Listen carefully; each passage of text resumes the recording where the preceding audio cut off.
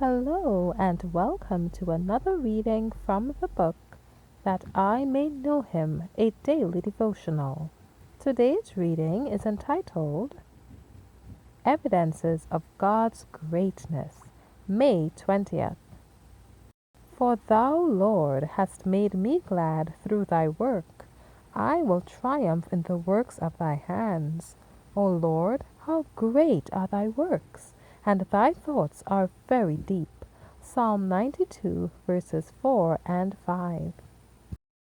The scenery through which we passed was altogether too majestic, too awfully grand to give anything like a description that can compare to the scenery as it really is. The battlements of rocks, the time-worn rocky walls that have stood since the flood, washed with the mountain torrents, stand out smooth as if polished, while rocks diverse from these in shapes are seen in regular layers as if art had fashioned them. Here we viewed the most interesting, grand scenery that our eyes ever looked upon. The rocks ascend higher and still higher from the earth, and growing from these rocks are beautiful, dark-colored pines intermingled with the lighter and most beautiful living green of maple and beech. Such wild grandeur, such solemn scenery, carries one back to the period when the waters rose to the highest points of land, and the unbelieving antediluvians perished for their great wickedness in the waters of the flood. As we look upon the rocks of every conceivable shape, we see how wonderful, O Lord, are thy works in all the earth.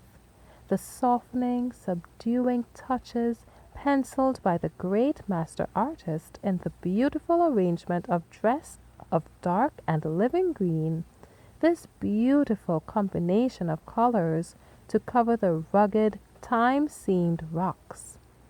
Then the deep gorges, the noisy, fast-rushing streams, and the grand mountains covered with forest trees in their beautiful summer robes. The view is grand in the extreme, and presents to the senses such high and holy and strong and sacred ideas of God our Maker. And then the thought that we may call him Father. If anyone can look upon this scenery without being impressed with the greatness and majesty of God, his heart must indeed be unimpressible. I do so long for a closer connection with God. This God of majesty and might may be our Father, our friend, our hope, and crown of rejoicing. Thank you for listening today. Be sure to join me tomorrow for another reading from the book That I May Know Him. Be encouraged.